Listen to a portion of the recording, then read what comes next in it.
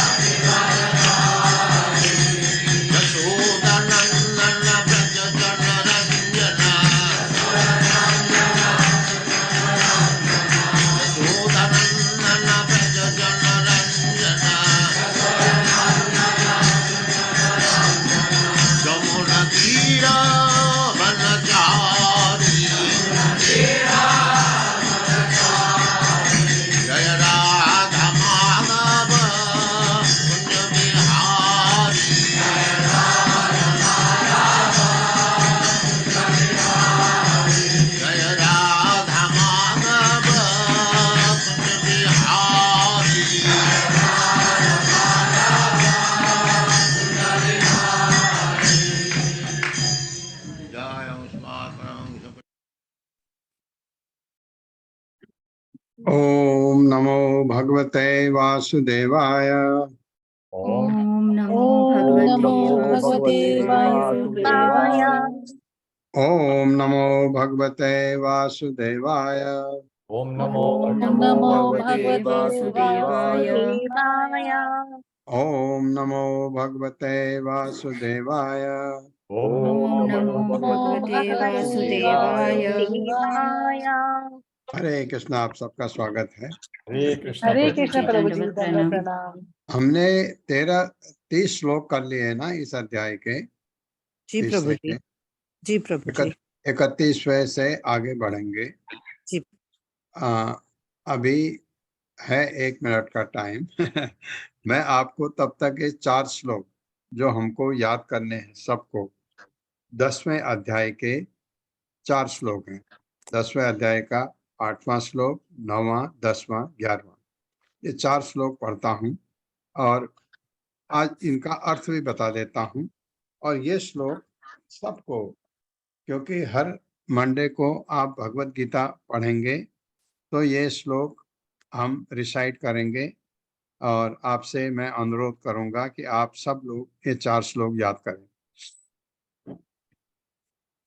तो पहला श्लोक है 8वां श्लोक जो है 10वें अध्याय का, अहम सर्वस्य प्रभवो मत्तः सर्वं प्रवर्तते इति मत्वा भजन्ते मां बुधा भाव समन्विता। मेरे साथ पढ़िए, अहम सर्वस्य प्रभवो अहं सर्वस्य प्रभवो मत्तः सर्वं प्रवर्तते मत्तः सर्वं प्रवर्तते इति मत्वा भजन्ते मां इति मत्वा भजन्ते मां बुधा भाव समन्विता। बुधा भाव समन्विता।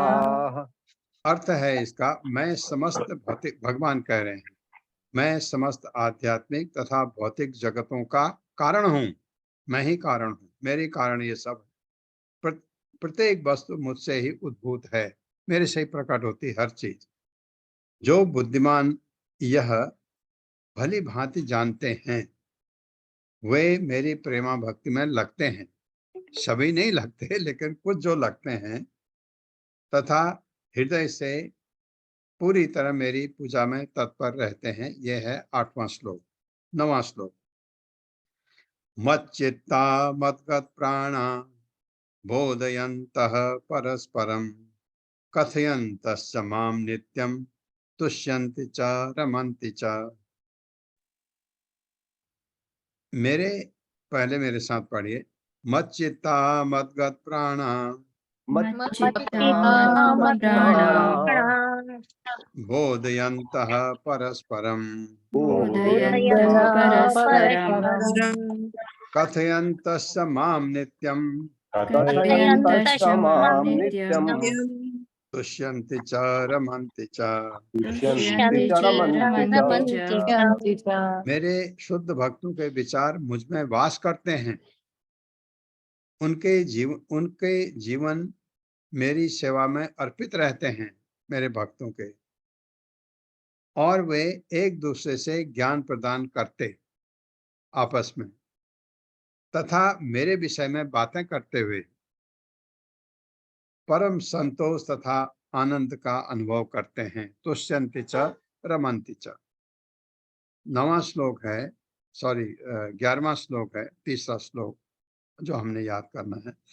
तेषां सतत युक्तानां, पढ़िए मेरे साथ, तेषां सततयुक्तानां भजतां प्रीतिपूर्वकं भजतां प्रीतिपूर्वकं ददामि बुद्धियोगं तं ददामि बुद्धियोगं तं येन माम् उपयान्ति ते। येन माम् उपयान्ति ते। ये चारों श्लोक कोट होते हैं, लेकिन ये श्लोक जो अभी पढ़ा हमने, ये सबसे ज्यादा कोट प्रभुपाद ने किया है भागवतम में। जब पढ़ते हैं बहुत जगह आता है। तेषां सतत युक्तानां भजतां प्रीतिपूर्वकम, जो प्रेम पूर्वक मेरी सेवा में निरंतर लगे रहते हैं, उन्हें मैं ज्ञान प्रदान करता हूँ। ददामि बुद्धि योगम तम, उनको ज्ञान देता हूँ, बुद्धि देता हूँ। ये माम उपयान देते, जिससे वो मेरे पास आ सकते हैं। ज्ञान प्रदान करता हूँ जिसके द्वारा वे मुझ तक आ सकते हैं। ये भगवान कह रहे हैं। यह अर्थ है श्लोक का। चौथा श्लोक है 10वें अध्याय का 11वां श्लोक। मेरे साथ पढ़िएगा, तेषाम एव अनुकंपार्थम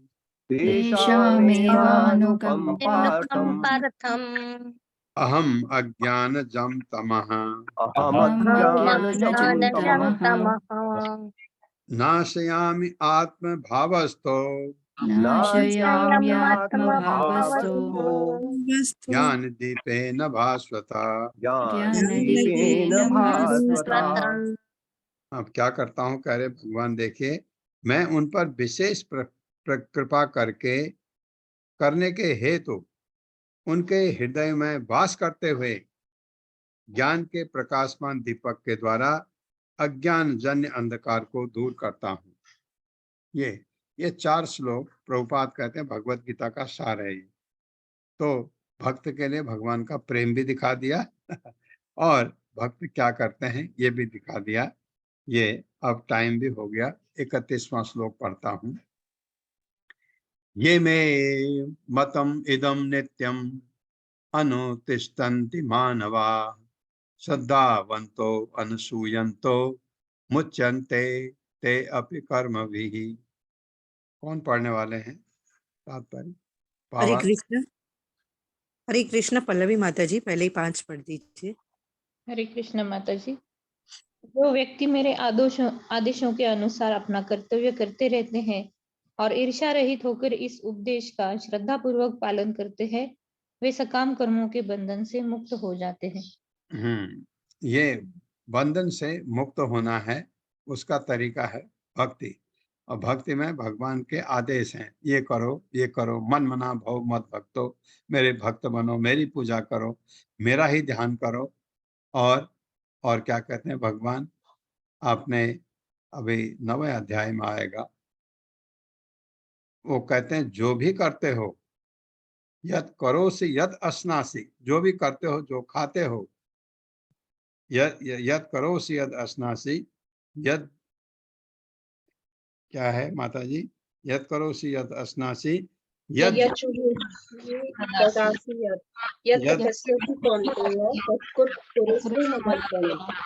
हाँ, यद करोसि यद अश्नासि, यद दुहोसि ददाति यद तपस्यसि कान्ते यद तत्कुरुष्व मत अर्पणम।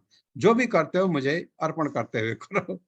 खाते हो खाओ, मुझे अर्पण करो। कोई काम करते हो करो, मुझे पहले अर्पण करो काम को। ये हर चीज भगवान ने कहा है।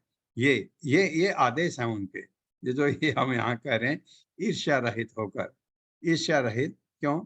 अरे अपना तो ऐसे ठाट कर रहे, हमसे ये करवा रहे, ये ईर्ष्या है। भगवान आपके स्वामी हैं, आप भगवान के दास हैं। ये अगर हमको समझ आ जाए तो ये मिथ्या अहंकार नहीं है, ये अहंकार है, सत्य है। मैं भगवान का दास हूं, ये मेरा अहंकार है अगर, ये सत्य है। भगवान मेरे स्वामी हैं, ये अगर मुझे, ये अहंकार सत्य है। मैं यहाँ का मालिक हूं, ये मिथ्या अहंकार है। मैं इस भौतिक जगत में इसका बाप हूं, उसका बेटा हूं, और उसका मैं ऑफिस का डायरेक्टर हूं, इसका मैं प्रोफेसर हूं। ये मिथ्या अहंकार है, ये सच नहीं है। ये क्षणिक था, हो गया, खत्म।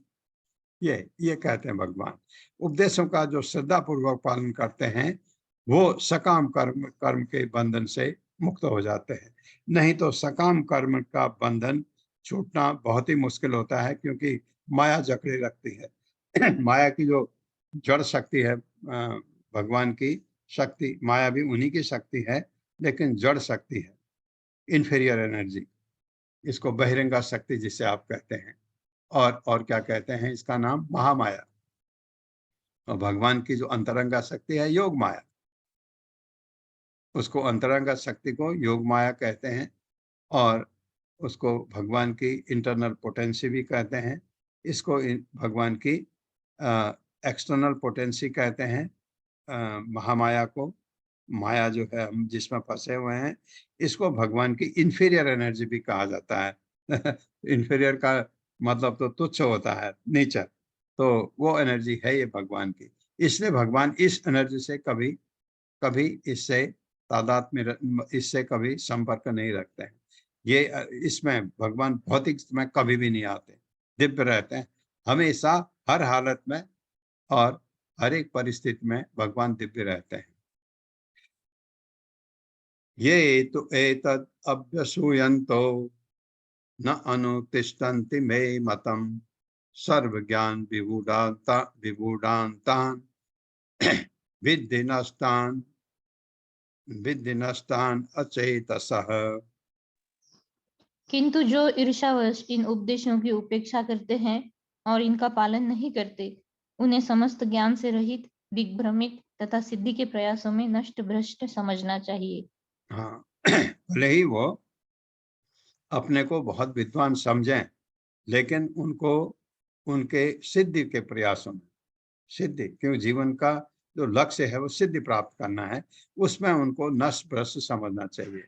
बहुत सारे लोग हैं, बहुत पढ़े लिखे हैं, बड़े बड़े पोस्ट में हैं, अगर भगवान से वो जुड़े नहीं हैं तो वो सम्मान के लायक ही नहीं। ये है तो सम्मान के लायक, लेकिन हमने तो सम्मान सबको देना है। क्यों? चैतन्य महाप्रभु ने कहा अमानी ना मान देना, अपना मान नहीं दूसरे का मान अवश्य करना है।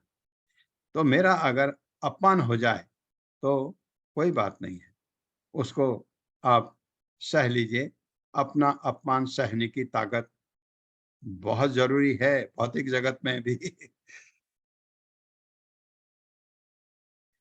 सदृशम चेष्टते स्वस्या प्रकृते ज्ञानवान अपि प्रकृतिम यान्ति भूतानि निग्रह किम करिष्यति। ज्ञानी पुरुष भी अपनी प्रकृति के अनुसार कार्य करता है, क्योंकि सभी प्राणी तीनों गुणों से प्राप्त अपनी प्रकृति का ही अनुसरण करते हैं। भला दमन से क्या हो सकता है? ज्ञानी पुरुष भी अपनी प्रकृति के अनुसार कार्य करता है। एक ज्ञानी पुरुष तो दो किस्म के हो गए, एक ज्ञानी जिन्हें ज्ञान है एक बात, दूसरा ज्ञानी कहा जाता है निर्विशेषवादियों को, क्योंकि ज्ञान ज्ञान के आधार पर आगे बढ़ते हैं। क्योंकि सभी प्राणी तीनों गुणों से प्राप्त अपनी प्रकृति का ही अनुसरण करते हैं। मैं आपसे कहूंगा ऐसा कर, आप हाँ, अगर आप में संस्कार डाल दिए अपने माँ बाप ने, आप सुन भी सकते हैं किसी को, अगर आपको पता लगा ये व्यक्ति सुनने लायक। नहीं तो अगर माँ बाप ने संस्कार नहीं डाले हैं तो नहीं सुनेगा किसी की, क्योंकि उसके अपने गुण हैं, भौतिक गुण जो लेके आया है प्रारब्ध में पिछले जन्म से, वो उसी के अनुसार कार्य करता है। भला दमन से क्या हो सकता है? दमन से मतलब प्रेस, किसी चीज को सप्रेस करने से, और सप्रेस करने से हमारे बहुत सारी चीजें हल होती। मैंने आपको बताया था कि आपका गुस्सा आता है, दमन करिए उसका। ये मैं इस्कॉन की बात नहीं कह रहा हूँ, भगवत गीता की बात नहीं कर रहा हूँ। इसमें ये लोग कहते हैं रिजेक्टेड, रिजेक्ट, इसको त्याग करो। गुस्सा कैसे त्याग करो? आता है, कैसे त्याग करो? तो सरल क्या है? गुस्से का दमन करो, उसको प्रेस करो, सप्रेस करो, चुप हो जाओ, चुप हो जाओ। गुस्सा आया, चुप हो जाओ, बोलो मत। 24 घंटे के बाद आपका गुस्सा थोड़ा कम हो जाता, फिर बात करो, फिर जो कहना है फिर कहो। इंद्रियस्य अर्थे राग द्वेषौ व्यवस्थितौ तयो न वशम आगच्छेत तौ हि अस्य परिपंथिनौ। तौ में आप देखें दो तो हैं, एक मैंने वशम आगच्छेत में यूज किया, एक फिर तौ दोबारा बोला।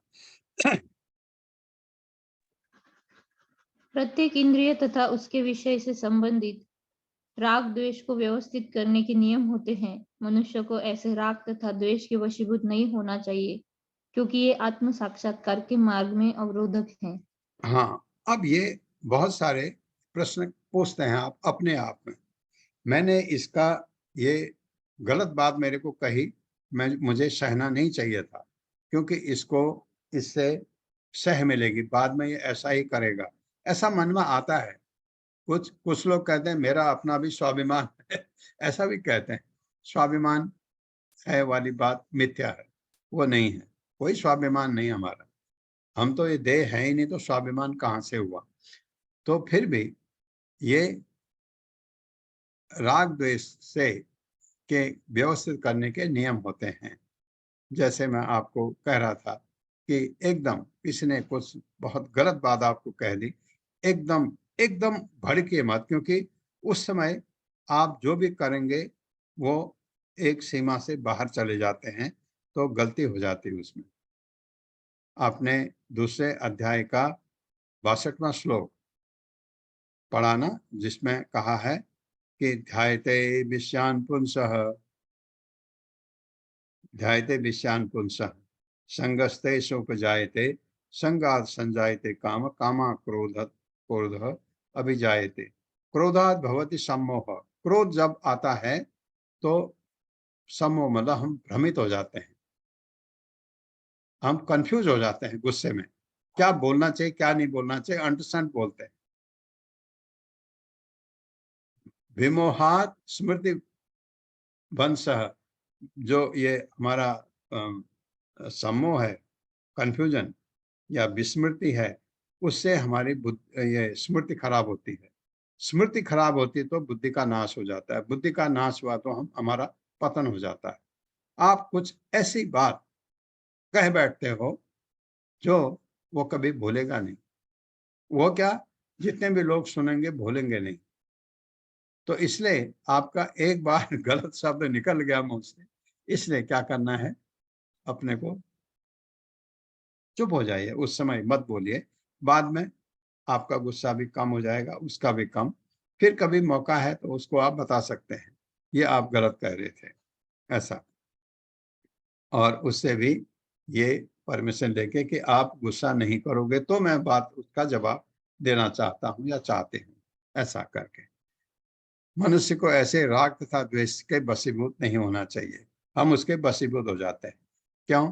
क्योंकि ऐसा हमारा राग द्वेष है उसके साथ में, उसने ऐसा कहा, भूलेंगे नहीं हम। और उसको तो वो तो भूल गया, उसने तो गाली की, हमको छोड़ दिया, चला गया।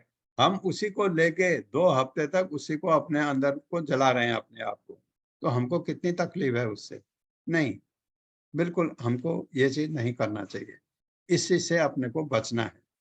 तो कैसा, अगर आप गुस्सा ही नहीं किए, कोशिश ऐसा किए कि आपको गुस्सा ना आए, तो आप अपने को बचा सकते हैं। फिर आपको आप आराम से नींद भी आएगी, आपके मन में उसकी बात घूमेगी भी नहीं कि बस ये कहिए भगवान इसको सद्बुद्धि दे दे, छोड़ दीजिए वहीं पर। हरे कृष्ण हरे कृष्ण हरे कृष्ण कृष्ण हरे हरे मंत्र जपिए, सब ये दूर हो जाएगा। ये हमको बहुत सताते हैं ये चीजें, बहुत। भौतिक जगत में किसी ने कुछ कह दिया गलत शब्द, और कभी-कभी वो सच भी है तो भी हमको बुरा लगता है। श्रेयान् स्वधर्मो विगुणः परधर्मान्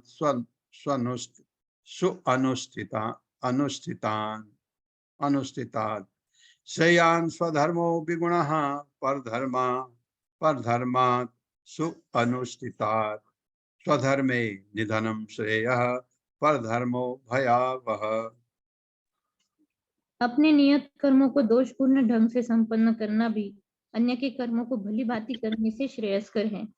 स्वीय कर्मों को करते हुए मरना पराय कर्मों में प्रवृत्त होने की अपेक्षा श्रेष्ठतर है, क्योंकि अन्य किसी के मार्ग का अनुसरण भयावह होता है। ये एक्चुअली वर्णाश्रम धर्म के से रिलेटेड है, उससे संबंधित है। मैं अगर ब्राह्मण हूं, मेरा कर्म है ब्राह्मण का सतोगुण में रहना, और अगर मैं कभी कभी तो इसमें रजोगुण में भी चला जाता हूं, लेकिन मुझे ब्राह्मण का कार्य नहीं छोड़ना चाहिए, मुझे क्षत्रिय बनने का कोशिश नहीं करना चाहिए।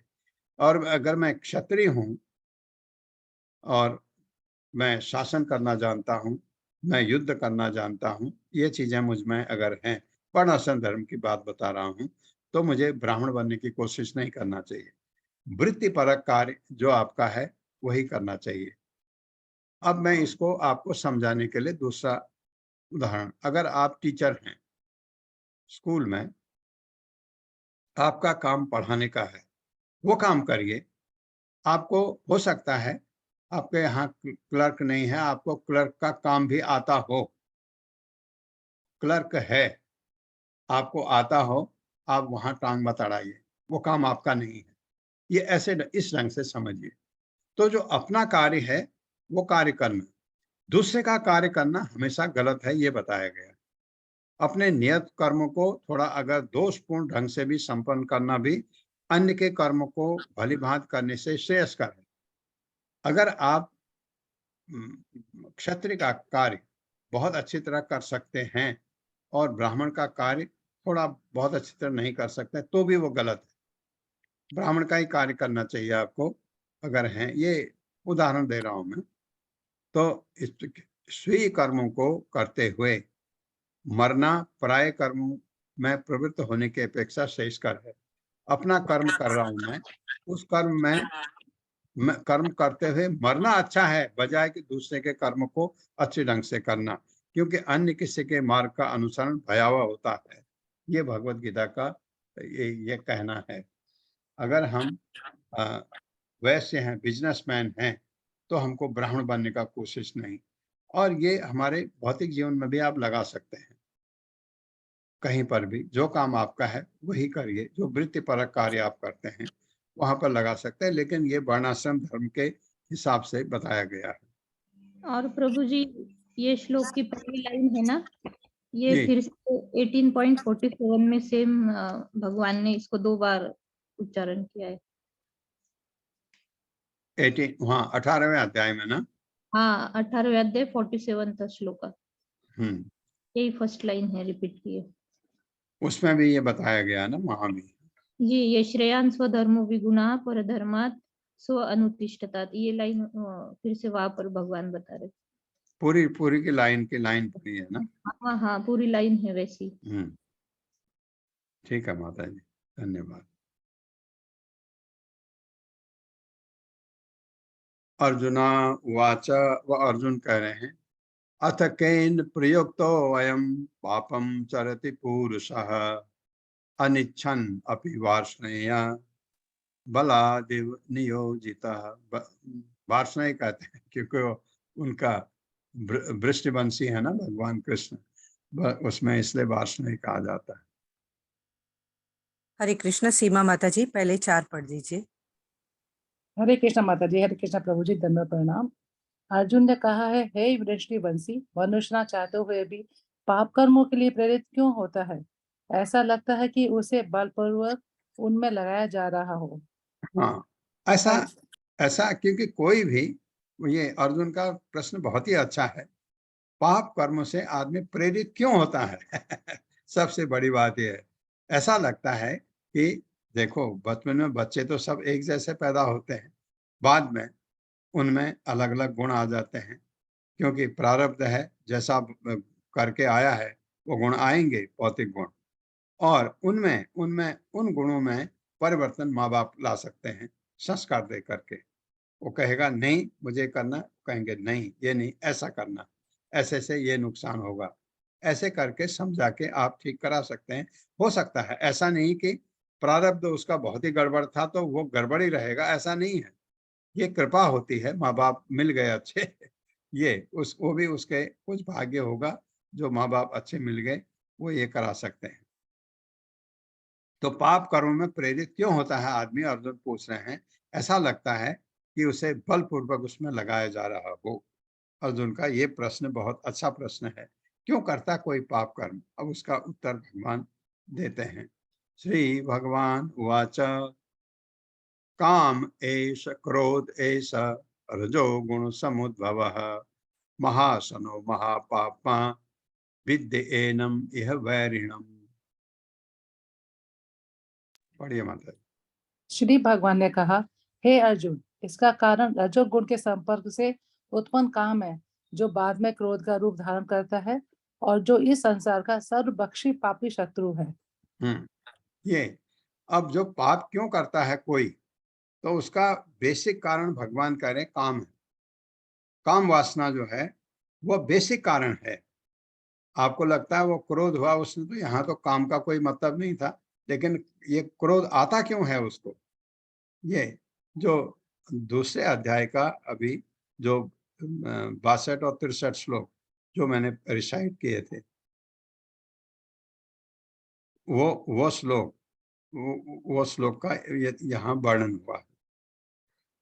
श्री भगवान ने कहा, है अर्जुन, इसका कारण रजोगुण के संपर्क से काम उत्पन्न है। अगर आप रजोगुण में हैं तो आप में काम होगा, अगर आप सतोगुण में हैं तो काम वासना कम होती है। क्योंकि सतोगुण में आपको ये ज्ञान होता है, ये पराई स्त्री है, पराई लड़की है, मेरा इससे कोई संबंध नहीं, तो ये आप उस ढंग से उसको लेते हैं।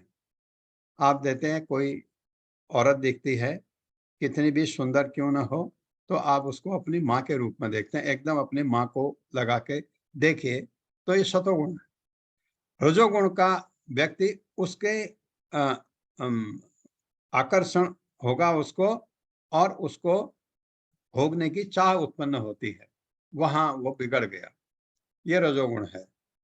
तमोगुण में वो तो उसको उठा ही लेगा कुछ गड़बड़ करेगा, आखिरी में तो जेल जाएगा। जैसे आपको बताते हैं कि रजोगुण में क्या है, रजोगुण में जो आपका आनंद है, वो क्या आनंद होता है, शुरू में तो आपको बिल्कुल अमृत जैसा लगता है, बहुत अच्छा लगता है आपको, और बाद में वो विष जैसा लगता है, क्योंकि उसका रिजल्ट विष जैसा होता है, वो आपका है ही नहीं आपका। क्योंकि ये इसी वजह से जो यहाँ हमारे इसमें बताया गया है भगवत गीता में, 4 वर्ण, आपके 4 आश्रम हैं, आपका ब्रह्मचर्य आश्रम है, गृहस्थ आश्रम है। अगर आपको काम वासना बहुत तंग करते हैं, तो आपके पास चॉइस होती है गृहस्थ में जाने की। गृहस्थ में से आप उसको सुख भोग किया, उसके बाद आपको वानप्रस्थ और संन्यास, अल्टीमेटली उसमें नहीं रहना। इंद्र तृप्ति की एक लिमिट होती है, उसके बाद आपको आगे बढ़ना है कि इन चीजों से विरक्ति लेनी है। तो ये रजोगुण के संपर्क से काम उत्पन्न होता है, जो बाद में क्रोध का रूप धारण करता है। क्रोध क्यों होता है? क्योंकि उसको मिलता नहीं जो चाहिए, और इस संसार का सर्वभक्षी पापी शत्रु है, ये भगवान ने कहा है, और ये सही भी है कि आध्यात्मिक जगत में आगे बढ़ने के लिए सबसे पहला है काम को आप किसी तरह, भगवत गीता में आगे कहा है भगवान ने कि इसको, इस शत्रु को, अजय शत्रु है वो, कहा कि अपने ज्ञान रूपी शस्त्र से काटो इसको। ये नहीं चाहिए, क्योंकि ये आपको बिल्कुल तंग करेगा। ये आपको, अगर ये खत्म हो गया, आपका भक्ति मार्ग में कोई रुकावट नहीं आएगी। ये कम हो गया, आपका क्रोध अपने आप ही कम हो जाएगा। क्रोध का जो बीज है वो काम है, ये बताया।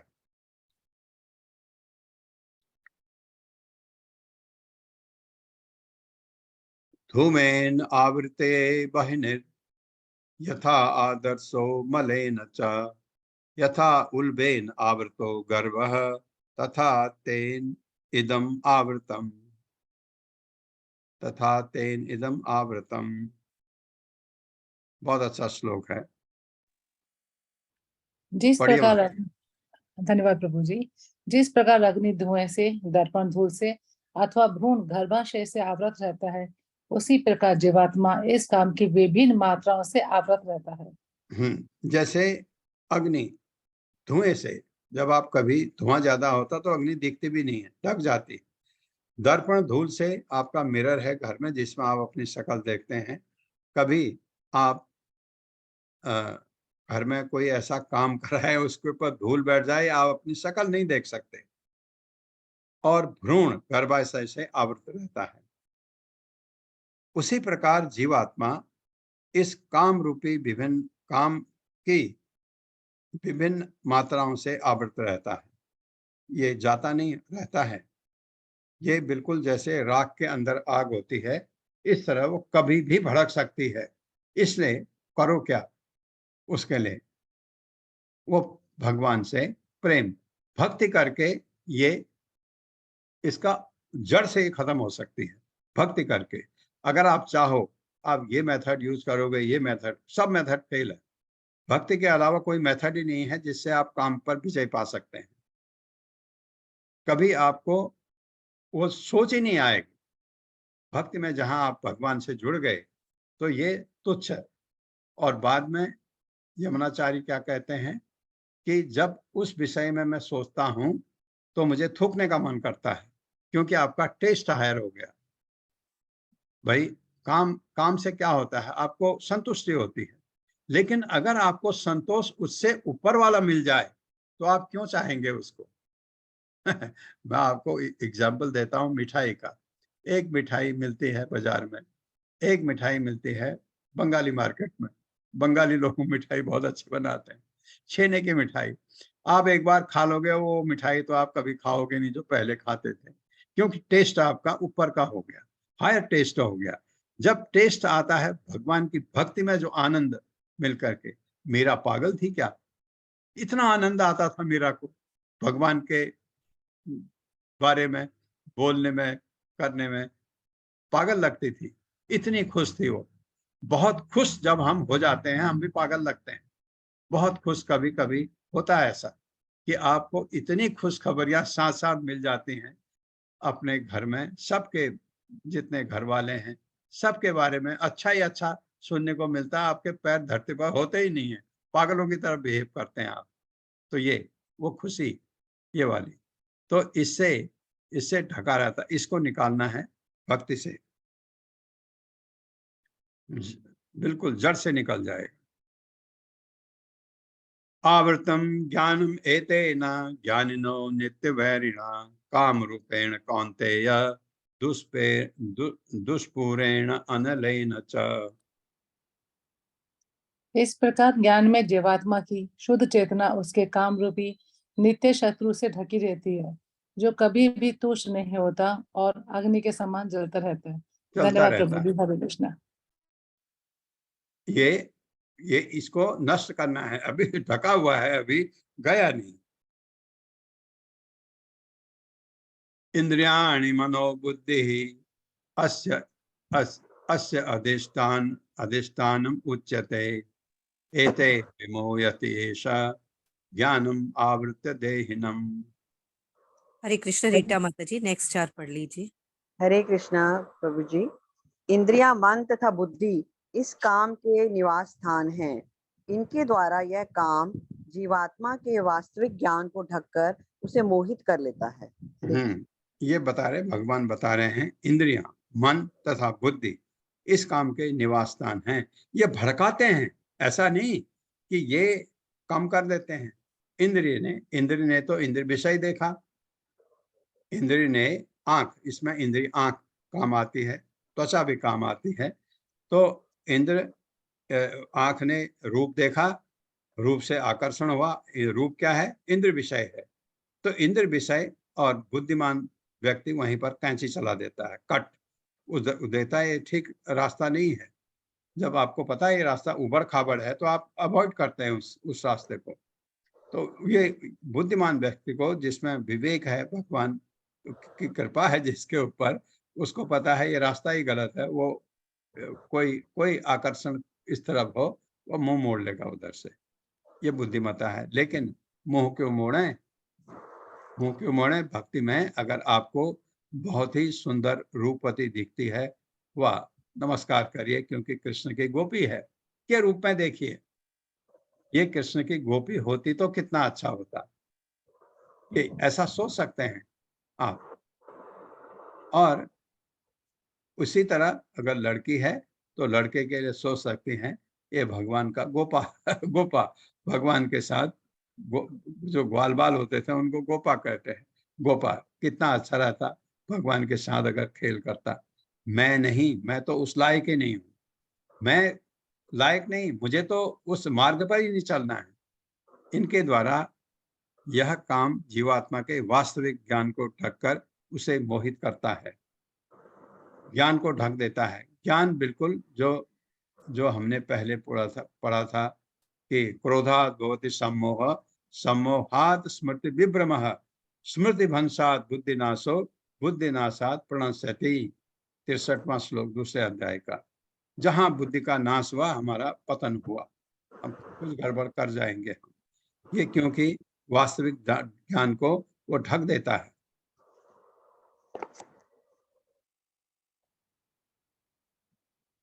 तस्मात् त्वम् इंद्रियाणि आदौ नियम्य भरतर्षभ, पाप्मानं प्रजहि एनम ज्ञान विज्ञान नाशनम। इसीलिए हे भरतवंशियों में श्रेष्ठ अर्जुन, प्रारंभ में ही इंद्रियों को वश में करके इस पाप के महान प्रतीक यानी काम का दमन करो और ज्ञान तथा आत्म साक्षात्कार के इस विनाशकर्ता का वध करो।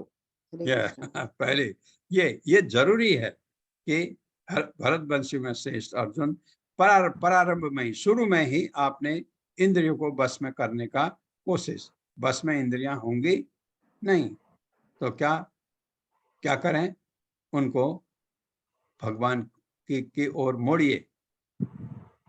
जैसे अम्बरीश महाराज थे, उनकी आंखें भगवान को देखने के लिए, उनके कान भगवान के भजन सुनने के लिए, और उनकी जो नासिका है ग्रहण शक्ति भगवान पर अर्पित फूलों को सूंघने के लिए, उनके जो त्वचा है भगवान के भक्तों के पैर छूने के लिए।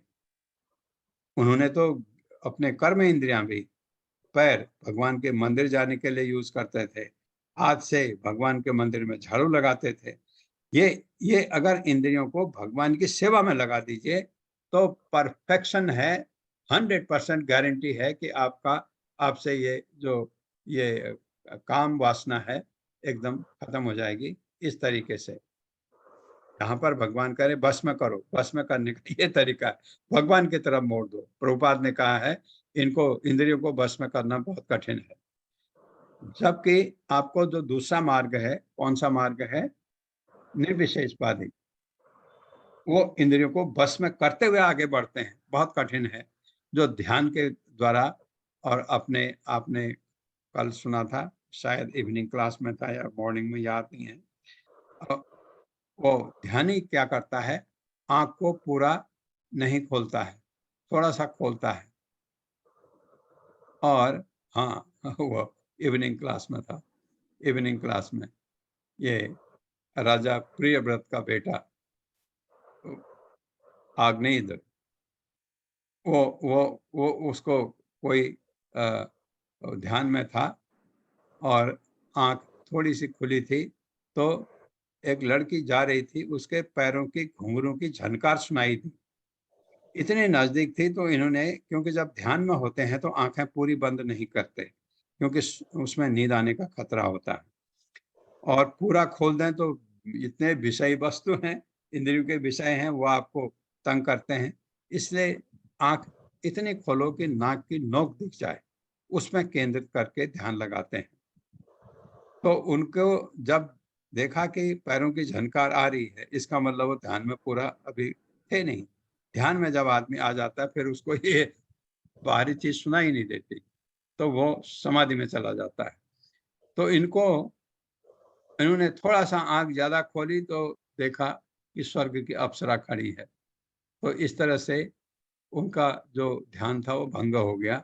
एनीवे, वो कथा है, आप आएगा, आप भी पढ़ेंगे बाद में।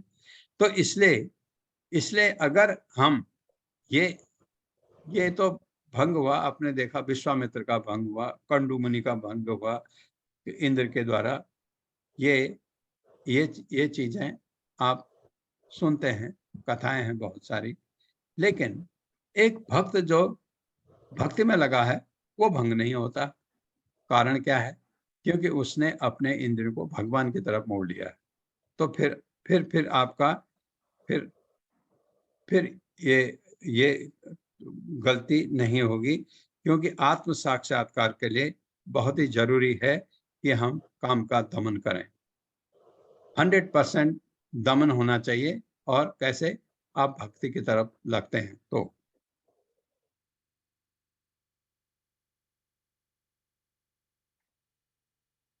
इंद्रियाणि पराणि आहुर इंद्रेभ्यः परम मनसः तु परा बुद्धयो न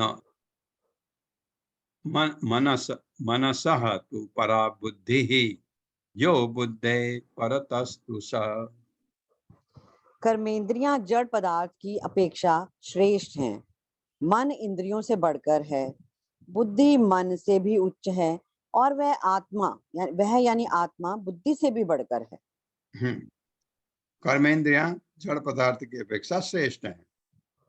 इंद्रियां, मन इंद्रियों से बढ़कर है, और इंद्रियां तो ये कर्म इंद्रियां बोली, इंद्रियां तो खतरनाक तो ज्ञान इंद्रियां हैं। उससे उनमें उनका लीडर है मन। मन इंद्रियों से बढ़कर है, बिल्कुल है, क्योंकि इंद्रियों की जो बागडोर है मन के हाथ में होती है। मन कहता है ये खाना है, इंद्री कहती है खा ले। कहता पैसा नहीं है, चोर, कहीं से चोरी कर मांग, पहले नहीं मिला चोरी कर। अब चोरी कैसे करे तो इनके तो समझ नहीं आता है, फिर से बुद्धि का सहारा लेते हैं। बुद्धि बताती है अरे वो पैसे वाला है, उसकी जेब काट, या घर में पैसा पड़ा है उसको चोर के ले आ। ये बुद्धि बताती है, देहात्म बुद्धि है ना। और बुद्धि के पीछे की सीट में आत्मा बैठी है। आत्मा जब ये सब कर रहे हैं, आत्मा सोचती है ठीक है, यही ठीक है। आत्मा तो खैर अपोज कर भी नहीं सकते, अपोज तो बुद्धि तो परमात्मा देते हैं। तो आत्मा कभी कभी प्रभावित हो जाते इन चीजों से। आत्मा का इनसे सुख दुख का कोई मतलब नहीं है, लेकिन आत्मा सोचती है चलने दो। ये वाली परिस्थिति आत्मा में भी आ जाती है।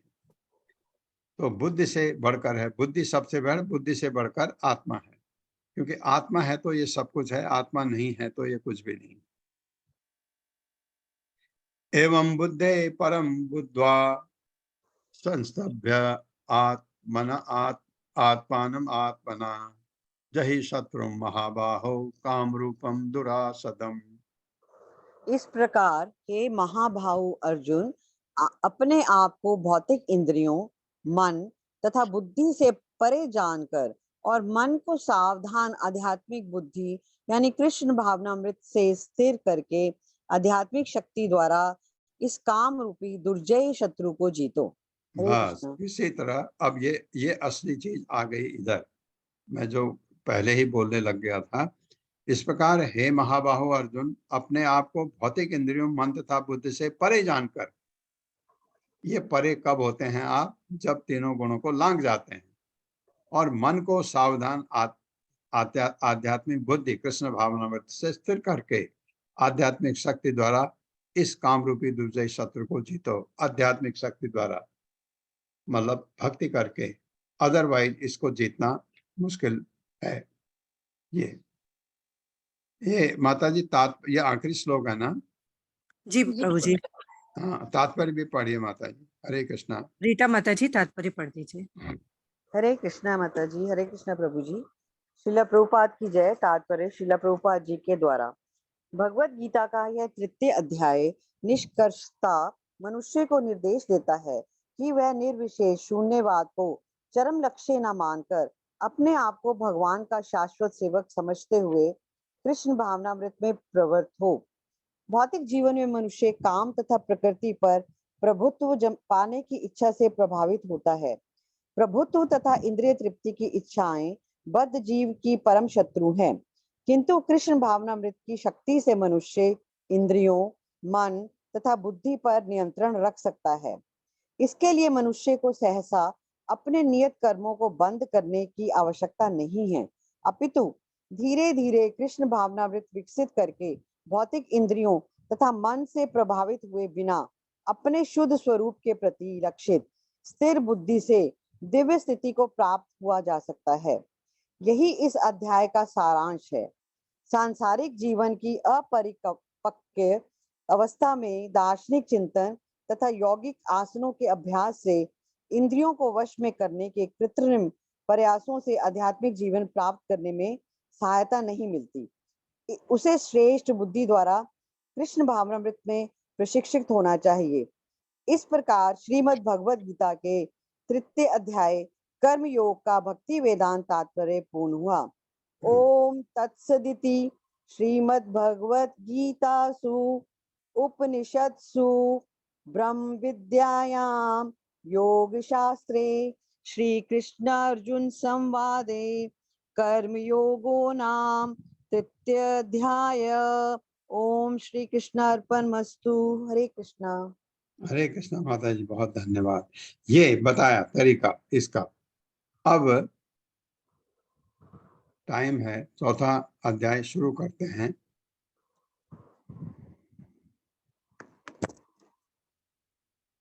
कौन शुरू करना चाहते हैं? प्रभु जी मैं करूं? हाँ, रूम करिए में- माता जी। अध्याय 4 दिव्य ज्ञान। ओम श्री ओम परमात्मने जी नमः। जी। ओम श्री परमात्मने नमः। श्रीमद् भगवद गीता अथ चतुर्थोऽध्यायः। श्री हाँ, भगवान ये जो है, नहीं, यो श्लोक तो मैं पढ़ूंगा माता जी। ओके। आपने जो कहना है ये क्या है? ज्ञान विज्ञान, ये जो है ज्ञान विज्ञान नामो चतुर्थो अध्याय है। इस अध्याय का नाम क्या है माता जी इंग्लिश में? ज्ञान विज्ञान योग है ना? हरे कृष्ण संदीप प्रभु जी। ज्ञान पल्लवी विज्ञान योग, ज्ञान विज्ञान योग है। इसका प्रभु जी इस अध्याय का नाम है ज्ञान कर्म संन्यास योगो नाम। ज्ञान कर्म संन्यास योगो नाम। हाँ, ज्ञान कर्म संन्यास योगो नाम चतुर्थो अध्याय, ये कहना था। तो यही चीज आपको आगे याद करना है, क्योंकि मेरे पास वो लिखा हुआ है, क्योंकि हिंदी में नहीं है, इंग्लिश में ये नाम लिखे हुए हैं। श्री भगवान उवाच इमं विवस्वते योगम प्रोक्तवान अहम अव्ययम विवस्वान मन वै प्राह मुनि इक्ष्वाकवे अब्रवीत। पढ़िए माता जी। रूमा माता जी पहले 5 पढ़ दीजिए। हरे कृष्ण प्रभु जी, दंडवत प्रणाम। भगवान श्री कृष्ण ने कहा, मैंने इस अमर योग विद्या का उपदेश सूर्यदेव विवस्वान को दिया और विवस्वान ने मनुष्यों के पिता मनु को उपदेश दिया और मनु ने इसका उपदेश इक्ष्वाकु को दिया। हरे कृष्ण। ऐसे भगवान कहते हैं ये ज्ञान, अब लोग पूछते हैं ये ज्ञान तो कुरुक्षेत्र में था। हाँ, कुरुक्षेत्र में युद्ध करो कहा, वहां युद्ध की बात नहीं, लेकिन भगवत गीता का ज्ञान युद्ध करना नहीं है। तो इसलिए वो ज्ञान जो भगवत गीता का सार है ज्ञान, वो विवस्वान को दिया था भगवान, ये बता रहे हैं।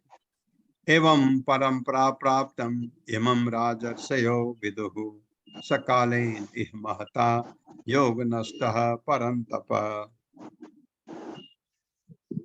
इस प्रकार यह परम विज्ञान गुरु परंपरा द्वारा प्राप्त किया गया और राज ऋषियों ने इसी विधि से इसे समझा, किंतु कालक्रम में यह परंपरा छिन्न हो गई, अतः यह विज्ञान यथा रूप में लुप्त होता हो गया लगता है। भगवान कह रहे हैं कि जैसे गुरु से शिष्य को गया, शिष्य से उसके शिष्य को गया, और शिष्य परंपरा, अगर गुरु शिष्य परंपरा टूट गई तो फिर ज्ञान लुप्त हो जाता है।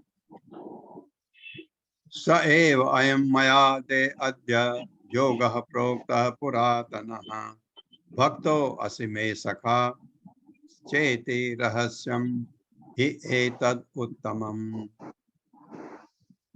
आज मेरे द्वारा वही यह प्राचीन योग यानी परमेश्वर के साथ अपने संबंध का विज्ञान तुमसे कहा जा रहा है, क्योंकि तुम मेरे भक्त तथा मित्र हो, अतः तुम इस विज्ञान के दिव्य रहस्य को समझ सकते हो।